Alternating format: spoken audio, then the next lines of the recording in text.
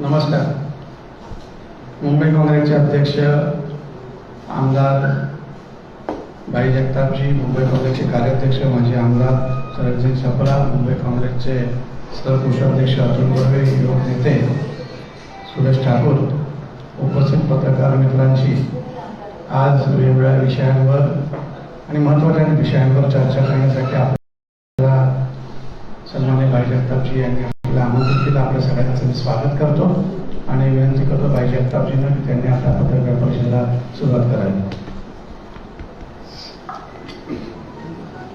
नमस्कार मित्रांनो, आजच्या या विशेष पत्रकार परिषदेमध्ये माझ्याबरोबर उपस्थित असलेले माझे सहकारी आणखी मुंबई काँग्रेसचे कार्याध्यक्ष आदरणीय चरण चापराजी, मुंबई काँग्रेसचे ज्येष्ठ जनरल सेक्रेटरी आणि कार्यालय प्रमुख माननीय संदेश कोंडविलकर, सह कोषाध्यक्ष सन्माननीय अतुल बर्वेजी, युवकांचे आमचे नेते सन्माननीय सुरेश ठाकूर आणि उपस्थित सर्व पत्रकार मित्रांनो, मीडिया, इलेक्ट्रॉनिक मीडिया आणि प्रिंट मीडिया सुद्धा.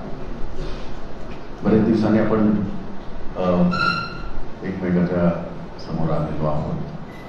मध्यंतरीच्या काळामध्ये अनेक गोष्टी होत गेल्या आणि 75वं आमच्या देशाचं स्वातंत्र्याचं वर्ष ते 15 ऑगस्टपर्यंत सांगतात. त्यामुळे काही विशेष कार्यक्रम या निमित्ताने काँग्रेस पक्षाने आयोजित केलेले आहेत देशभर. आणि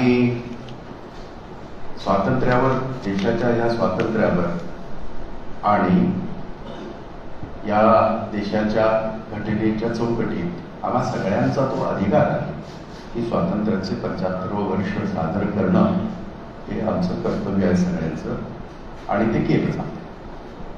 परंतु दुर्दैवाने काही लोक त्याचं मार्केटिंग त्यांच्या पद्धतीप्रमाणे करण्याचा प्रयत्न करत आहेत.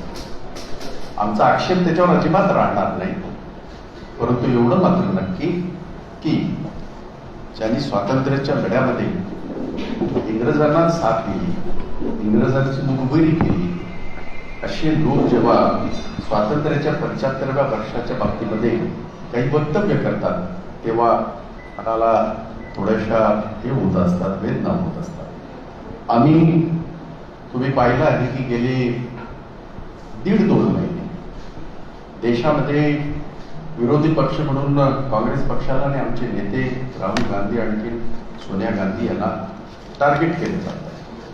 आणि ते टार्गेट यासाठी केलं जात आहे की स्वतःची पापं लपवण्यासाठी, स्वतःचं अपयश लपवण्यासाठी केंद्र सरकार हे सगळं काम करत आहे. मध्यंतरीच्या काळामध्ये राज्यामध्ये काही घटना घडल्या, उलट पुलट होऊन सरकार त्या ठिकाणी आलेला आहे.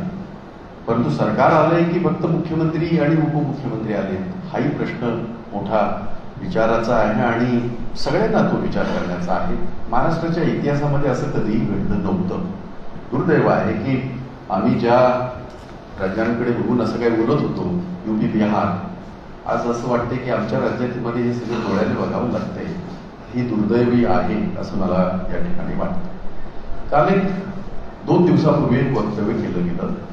देशाच्या फायनान्स मिनिस्टर आदरणीय निर्मला सीतारामन, आणि मला आश्चर्य वाटतंय, माझी आपल्यालाही विनंती आहे की वस्तुस्थिती लोकांपर्यंत जाऊ द्या. ती आमच्यासाठी म्हणून नव्हे किंवा ती काँग्रेसच्या कार्यकर्त्याला काय वाटते, भाई जगतापांना काय वाटते किंवा राहुल गांधींना काय वाटते, सोनिया गांधींना काय वाटते म्हणून नव्हे, तर सर्वसामान्याच्या जीवाशी खेळण्याचा जो प्रयत्न चालला. त्यांनी काल बोलताना एक वक्तव्य केलं जे मला मोठं आश्चर्य वाटलं. अर्थात आश्चर्य धक्क्याच्या पलीकडे आम्ही सगळी गेलोय. म्हणजे त्यांनी एखादी गोष्ट बोलावी आणि काही धक्का बसला नाही तर काही कठीणच आहे. आता 15 ऑगस्टला धक्का बसणारच आहे. लाल किल्ल्यावरनं काहीतरी बऱ्याच गोष्टी बोलल्या जातील, त्याचं त्यावेळेला समाचार होईल. त्या असं म्हणाल्या की काँग्रेसच्या काळामध्ये याचा महागाईचा रेट हा 10% होता आणि आमच्या काळामध्ये तो 6% आहे. मला एक गोष्टीचं खरोखरच एक म्हणजे ह्यांना लाज कशी वाटत नाही. इतका निर्लज्जपणा केंद्र सरकारच्या माध्यमातून होतोय. साधं गणित, चला आपण त्या टक्केवारीला बाजूला ठेवू.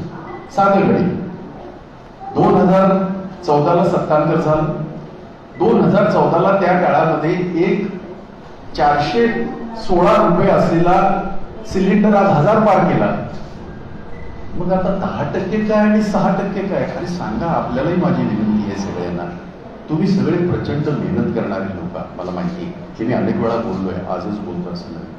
पण तुम्हाला माहिती आहे, तुमचा कोणाचा दोष न राहता तुम्ही वस्तुस्थिती तुमची पोहोचवत असता तुमच्या अधिकाऱ्यांपर्यंत, तुमच्या ऑफिसपर्यंत.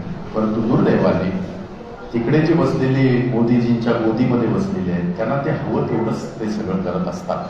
तो त्यांनी करावा, त्यांचा त्याचा अधिकार आहे. पण देश उद्ध्वस्त होत असताना, गरीब उद्ध्वस्त होत असताना, महिलांची सुरक्षा उद्ध्वस्त होत असताना, शेतकरी उद्ध्वस्त होत असताना, तरुण उद्ध्वस्त होत असताना वस्तुस्थिती ही लोकांपर्यंत जायला हवी असं माझं स्पष्ट मत आहे. आणि त्यासाठी मी अनेक वेळा बोललोय. परत एकदा त्या बाबतीमध्ये मी बोलण्याचा प्रयत्न करत आहे. आणि म्हणून 75व्या स्वातंत्र्याच्या ह्या महोत्सवामध्ये ज्याचं जे स्वातंत्र्य फक्त आणि फक्त काँग्रेसच्या मुळेच शक्य झालं, हे वारंवार सांगितलंय, परत एकदा अधोरेखित करतो. त्या काँग्रेसने ठरवलेलं आहे देशभराच्या सगळ्या राज्यामध्ये ह्या स्वातंत्र्याचा मोठ्या प्रमाणामध्ये आपण उत्सव करायचा. त्याच्या अंतर्गत एक तर पहिलं मी महागाईचं बोललो ते कंप्लीट करतो. या महागाईच्या विरोधामध्ये, या बेरोजगारीच्या विरोधामध्ये आणि दुर्दैवाने तुमच्या आमच्या विरोधामध्ये राज्याच्या राज्यपालांनी मुंबईकरांच्या बाबतीमध्ये जे काही वक्तव्य केलं त्याच्या निषेधार्थ आम्ही 5 तारखेला हँगिंग गार्डन ते राजभवन असा एक मोठा मोर्चा आम्ही काढणार आहोत आणि त्यांना जाब विचारणार आहोत. कारण ज्या पद्धतीने त्यांनी मुंबईकरांचा अपमान केलेला आहे, नंतर सारवासारव केली असली तरी वस्तुस्थिती हीच आहे. हे आता 4-5 वर्ष झाले राज्यपाल झाले, परंतु यापूर्वी सुद्धा अगदी इंग्रजांच्या काळात सुद्धा मुंबईचं महत्व हे विशिष्ट होतच आणि ते अख्ख्या जगाने अधोरेखित केलेलं होतं. त्याच्यामध्ये एक संविधानिक पदावर असलेली व्यक्ती अशा पद्धतीने जेव्हा वक्तव्य करतं त्यावेळेला अतिशय मनाला वेदना तर होतातच, त्याबरोबर चीड सुद्धा, भयानक चीड ही मुंबईकरांच्या मनामध्ये आहे. आणि म्हणून 5 तारखेला सकाळी 10:30ला आम्ही हँगिंग गार्डन पासून आम्ही निघणार आहोत आणि राज्यपालांना आम्ही त्या ठिकाणी राज्यपालांच्या निवासस्थानी आम्ही आंदोलन करणार आहोत. तुमचा प्रश्न असू शकतो, राज्यपालांना तुम्ही निवेदन देणार काय? आम्ही त्यांना महत्वच देत, आम्ही राज्यपालांना महत्व देत नाही. कारण राज्यपाल राज्यपालासारखे वागतच नाही. ते RSSचे प्रचारक असल्यासारखे ज्या पद्धतीने ते वागत आहेत या महाराष्ट्रामध्ये, छत्रपतींच्या महाराष्ट्रामध्ये, आणि छत्रपतींच्या महाराष्ट्रामध्ये महाराष्ट्राला बदनाम करण्याचे जे काय त्यांनी आतापर्यंत केलेले सगळे जे काही उपद्व्याप आहे, त्यामुळे आम्ही ठरवलंय त्यांना कसल्याही प्रकारचं निवेदन द्यायचं नाही, पण प्रदर्शन मात्र आम्ही करणार. देशातल्या बेकारी विरुद्ध, राज्यातल्या बेकारी विरुद्ध, देशातल्या महागाई विरुद्ध, राज्यातल्या आणि ह्या संपूर्ण या महागाई विरुद्ध आणि त्यांनी केलेल्या वक्तव्याबद्दल आम्ही आंदोलन 5 तारखेला करणार.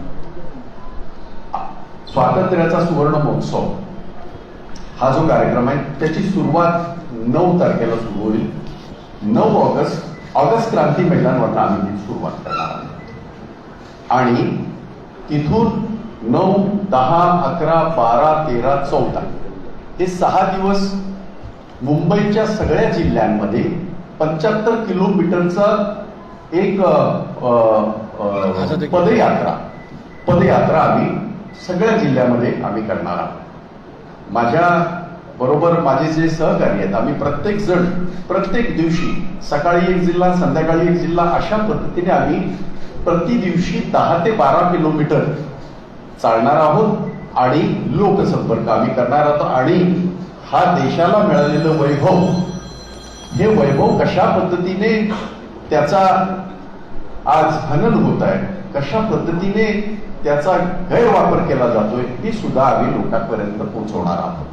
त्याच्यामध्ये अनेक गोष्टी असतील, त्याच्यामध्ये पॅम्पलेट असतील, त्याच्यामध्ये काही बॅनर्स असतील आणि त्या सगळ्या आत्ताच्या परिस्थितीला दाखवणार आहे की त्यावेळेला काय होतं, आता काय झालेलं आहे आणि या सगळ्या गोष्टीला जबाबदार कोण, या सगळ्या गोष्टीचा आम्ही लोकांपर्यंत पोहोचवण्याचा आम्ही तो प्रयत्न करणार आहोत. 6-9 तारखेपासून तेजपाल ऑडिटोरियमला आमचा तो कार्यक्रम होईल, कारण ऑगस्ट क्रांती मैदानामध्ये काही काम सुरू आहे अशी माझी माहिती आहे आणि मी बोललो सुद्धा, पण ते तिथपर्यंत झालं तर ते तिथेच होईल, प्रतिवर्षाप्रमाणे तिथे होईल. आपल्याला माहित आहे की मुंबई काँग्रेस त्या ठिकाणी कार्यक्रम करून ज्यांनी आजही जे स्वतंत्र सेनानी आहेत जिवंत, वर्षानुवर्ष कमी होतात आहेत, आपल्याला सगळ्यांना माहिती आहे, त्यांचा आदर सत्कार आम्ही त्या ठिकाणी करत असतो. तो जर आम्हाला ऑगस्ट क्रांती मैदानामध्ये जर ती संधी नाही मिळाली तर आम्ही तेजपाल ऑडिटोरियम मधून ते करणार आहोत, ज्या तेजपाल ऑडिटोरियम मध्ये काँग्रेसची स्थापना झाली आणि तिथूनच आम्ही ती आझादीची एक पदयात्रा तिथून मी निघणार आहे. आमचा प्रयत्न आहे की याच्यामध्ये जास्तीत जास्त आमचे केंद्रीय नेते येऊ शकतील असा आमचा प्रयत्न आहे, पण अख्ख्या देशामध्ये हे होणार आहे. त्यामुळे मी जरी काही म्हणालो किंवा मी असला काही धाडस करणार नाही की अमुक येईल तमुक येईल, मी असं धाडस करणार नाही, परंतु एवढं नक्की की आम्ही त्यांना कळवलं. आजच माझी एक VC एक झूम मीटिंग झाली, त्याच्यामध्ये मी माझा प्रस्ताव मी ठेवला. त्यामुळे 9, 10, 11, 12, 13, 14 6 दिवस दररोज एका असेंब्ली सेगमेंटमध्ये एका वॉर्डमधून ही पदयात्रा जाईल आणि 6व्या दिवशी 75 किलोमीटर आम्ही त्या जिल्ह्यामध्ये सगळीकडे फिरलेलो असतो, अशा पद्धतीची आमची योजना आहे. आणि 15 तारखेला जेव्हा आपल्या देशाच्या या सगळ्या याला स्वातंत्र्याला 75 वर्ष पूर्ण होतात, त्या दिवशी नॉर्थ वेस्ट मध्ये आम्ही एक मोठी आझादीची रॅली, ज्याला म्हणतो आपण स्वातंत्र्याचं एक भव्य असं प्रदर्शन, आझादी की गौरव यात्रा या नावाने आम्ही नॉर्थ वेस्ट मध्ये सगळ्या मुंबईचे माझे कार्यकर्ते आम्ही तिकडे एकत्र येणार आहोत आणि 15 ऑगस्टला तो कार्यक्रम आम्ही मोठ्या प्रमाणामध्ये करणार आहोत. कदाचित त्याची डिटेल मी येणाऱ्या काही कालावधीमध्ये मी आपल्याला देईन, पण ब्रॉडली हा असा आजचा हा विषय आहे. आणि म्हणून या विषयाशी आपल्याजवळ संवाद साधावा यासाठी मी आज आपल्या सगळ्यांना निमंत्रित केलं होतं. हिंदीमध्ये करून घेऊ पटकन, जे तुमची सगळ्यांची परवानगी असेल, कारण शेवटी हे एक गोष्ट आहेच आहे. देश के हालात जिस प्रकार के हैं और जिस प्रकार से उसे ये किया जा रहा है, एक परसेप्शन तैयार किया जा रहा है और वो करने वाले खुद सत्ता में बैठे हुए लोग कर रहे हैं. एक 4-5 दिन पहले जो निर्मला सीतारमन, जो कि हमारी फाइनेंस मिनिस्टर है देश की, उनका जो स्टेटमेंट आया था बहुत ही आश्चर्यकारक था. आजकल आश्चर्य लगता भी नहीं, क्योंकि इस तरह के छोटे मोटे ही स्टेटमेंट वो करते हैं, चाहे नरेंद्र मोदी जी हो, चाहे अमित शाह हो, चाहे उनके कोई भी मंत्रिमंडल का कोई भी बंदा हो.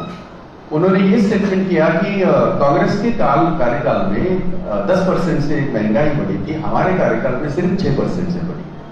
मेरी आप सबसे विनती है कि आप खुद इससे जूझ रहे हैं, क्योंकि हम सारे मध्यम वर्गीयों में आते हैं. आप खुद जूझ रहे हैं. अगर 2014 साल में जिस साल में नरेंद्र मोदी जी देश के पंतप्रधान बने, उस वक्त 416 रुपए जो सिलेंडर था, आज 1000 से आगे गया. ये कितने परसेंटेज हो गए? 2014 साल में जब हमारे यहाँ अरहर की दाल, तुअर की दाल, जो भी उसके लिए रस्ते पे आई हुई स्मृति ईरानी और बाकी सारे, जब 70 रुपया थे, तो 170 हुआ. ये 6% है. तो मेरी आपसे विनती है सारे लोगों को, ये हकीकत अगर लोगों तक जाए, और जो जाननी चाहिए, क्योंकि सरकार का काम बनता है कि लोगों को राहत दे.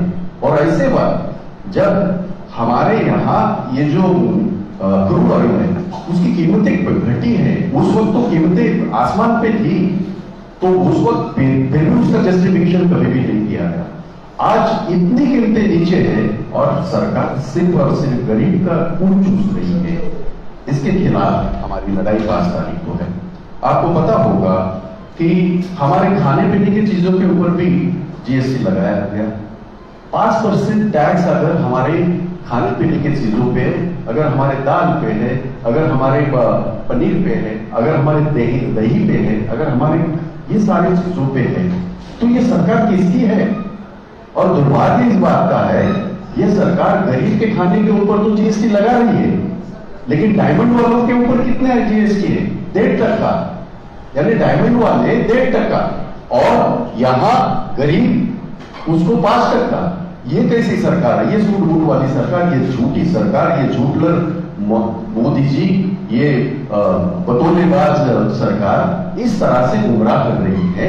और स्टेटमेंट करने में जरा भी हिचकिचाते नहीं।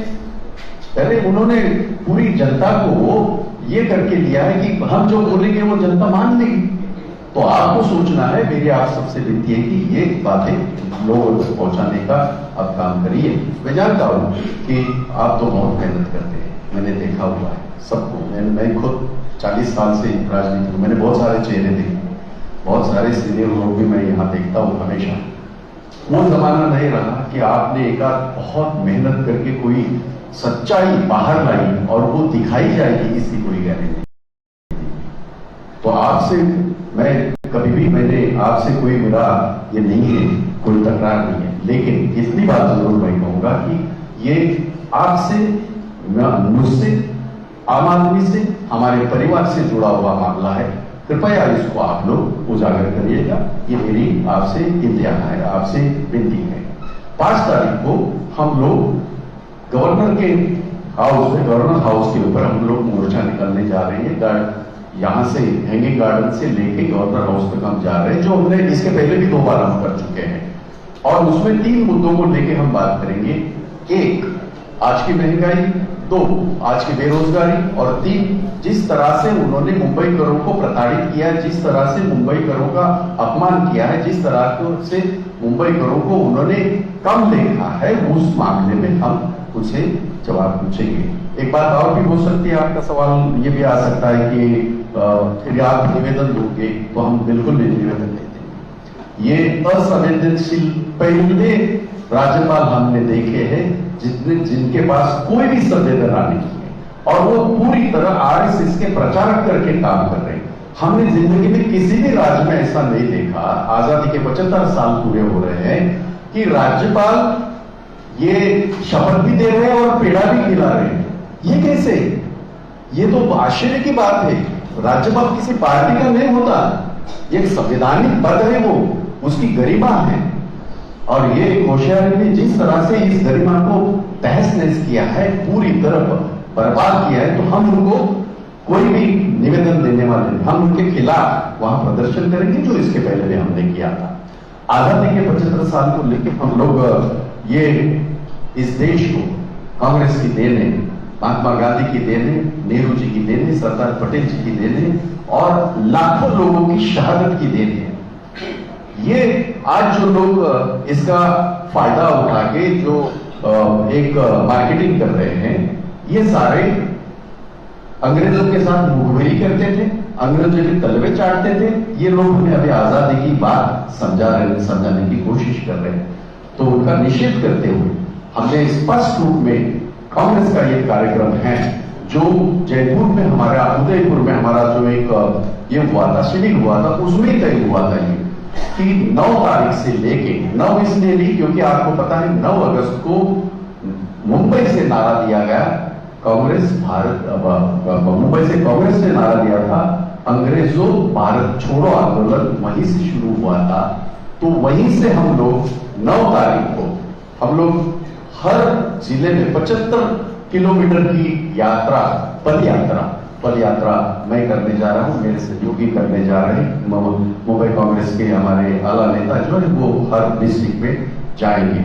तो उसके लिए भी मैंने आप सारे लोगों को आगाह कर दूं कि 9, 10, 11, 12, 13, 14 6 दिन लगातार ये सारे जिलों में हर रोज 10-12 किलोमीटर करके ये आजादी की पदयात्रा मुंबई जोड़ो अभियान भी है, उससे जुड़ा हुआ हमारा वो सारा हम करने जा रहे हैं। 15 अगस्त को, चूंकि 75वीं हमारी सालगिरह है आजादी की, उसका आखिरी दिन है, उस दिन नॉर्थ वेस्ट में एक बहुत बड़ी आजादी की गौरव यात्रा इस नाम से एक बहुत बड़ी रैली हम लोग करने जा रहे हैं। और मैं आज ही आप सबको उसके लिए मैं आज ही आपको सबको निमंत्रित करता हूं। तो ये 2 इश्यूज को लेकर आपसे बात करनी थी।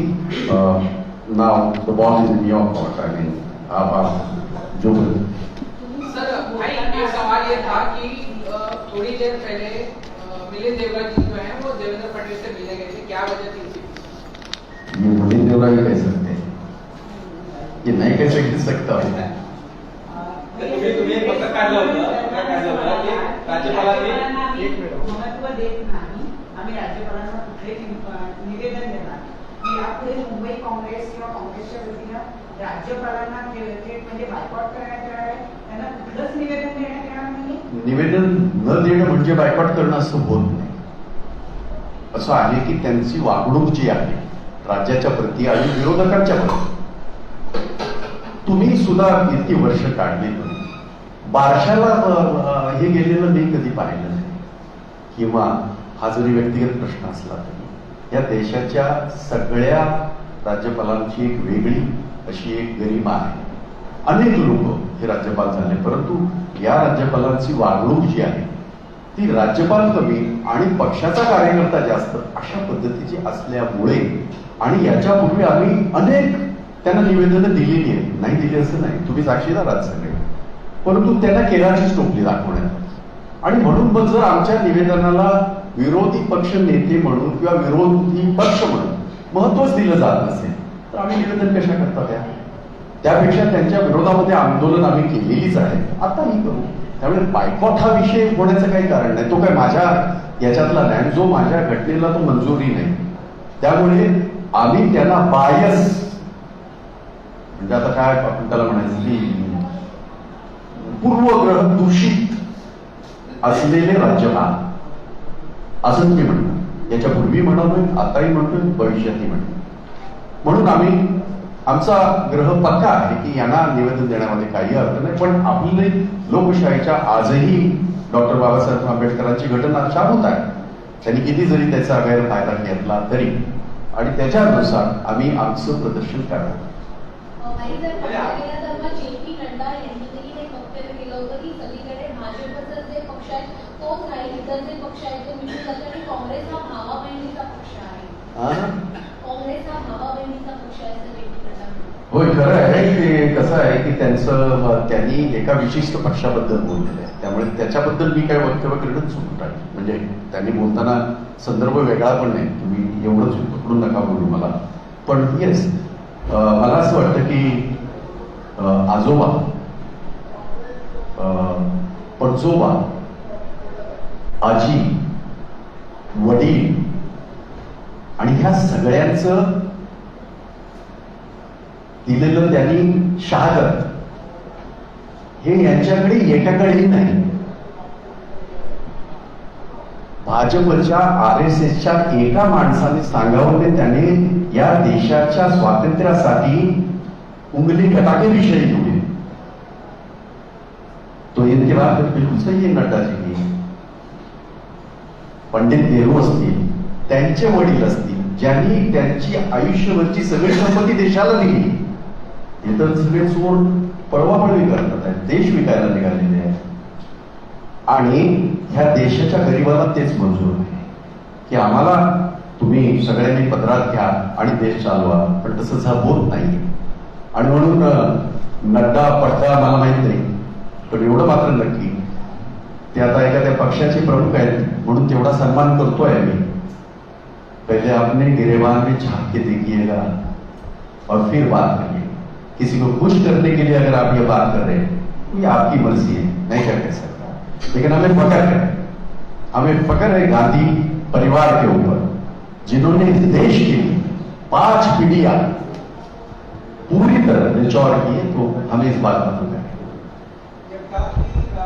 सरकार का गठन तो हुआ है महाराष्ट्र में, लेकिन कैबिनेट विस्तार का काम काफी दिनों से अटका हुआ है। हुए तो कैबिनेट विस्तार नहीं हो पा रहा है, कैसे देख रहे हैं इसको लेकर? सरकार बनी है, मुख्यमंत्री बनने से सरकार नहीं बनती। ऑफिशियली बनी हाँ, तो हम तो वही बात मैंने भी पूछी। सरकार तब होती है जब लोगों के काम होते हैं, लोगों के काम तब होते हैं जब कैबिनेट होती है। कैबिनेट में जो निर्णय होते हैं लोगों के निर्णय होते हैं। कितने दिन महीना हो गया, 1 महीना, कहाँ है सरकार? और देवेंद्र फडणवीस को मेरा सवाल है, आप किस खाते के मंत्री हैं? चलो बताओ। आप तो बिना खाते के मंत्री हो। इस देश में हमारे संविधान के तहत उप मुख्यमंत्री की कोई जगह, मतलब ये पद, मैं लीगली बोल रहा हूं, नहीं है। तो आप किस पोर्टफोलियो को लेके आप उप मुख्यमंत्री बने हैं, जरा बताइए। तो टेक्निकली सिर्फ एक ही मंत्री है जिसका नाम मुख्यमंत्री है, और वो है मिस्टर हमारे एकनाथ जी शिंदे। तो ये सरकार है नहीं है मुझे बता दो। टेक्निकली ये सरकार किसी को फंसा के, पैसे का दुरुपयोग करके, मसल पावर ये करा के, पूरा देश पीछे लगा के इस सरकार को बदनाम करने की उन्होंने कोशिश की, उसमें कामयाब रहे। फिर भी ठीक है, सरकार तो बनाई, पर तो सरकार तो बनाई है आप। दुर्भाग्य इस बात का है, प्रदेश में इतनी बारिश है, इतनी बाढ़ की स्थिति है, बहुत ही हमारा मराठवाड़ा का किसान, हमारा विदर्भ का किसान, हमारा पश्चिम महाराष्ट्र का किसान बर्बाद हो रहा है कोई बात करता है? किससे बात करेंगे? और ना ही उसके बारे में ना मुख्यमंत्री कह रहे हैं, उप मुख्यमंत्री की तो माशाअल्लाह क्या बात है, बढ़िया। तो आप भी पूछिए जरा, मैं भी पूछता हूं।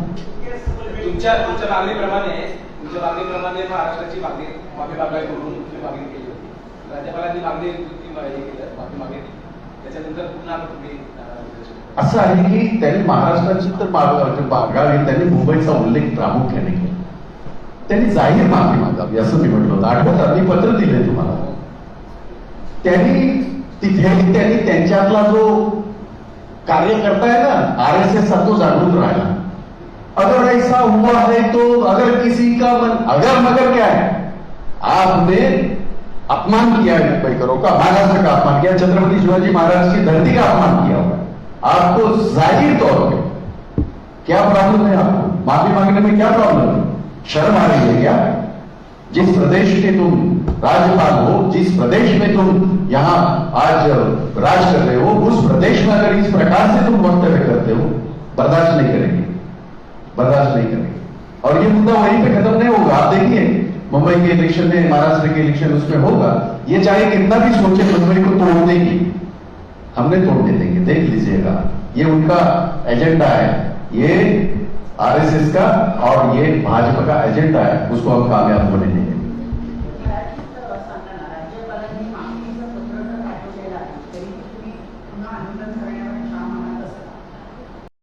नाही, असं आहे की आपण लक्षात घ्या की हा प्रश्न इतके आम्ही हे झालो का, मुंबईकर आणि महाराष्ट्रातली माणसं इतके ज्याला म्हणतो ना आपण की असंवेदनशील राहिलो का? एक व्यक्ती जाहीरपणे बोलते आणि माफी मागताना शब्दप्रयोग वेगळे वेगळे करते। जाहीर माफी मागायला काय प्रॉब्लेम काय तुमचा? मुंबईकरांची, महाराष्ट्राची काय प्रॉब्लेम आहे? आमचं ते म्हणणं आहे।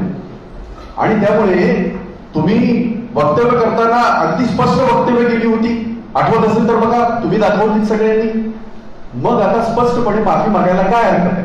आम्ही पत्र लिहिलं आणि त्याच्यावर त्यांचं रिॲक्शन असं आलं किंवा त्यांचं माफीनामा जो म्हणताय, अगर ऐसा हुआ है तो वैसा हुआ है, ऐसे वैसे कैसे हुआ?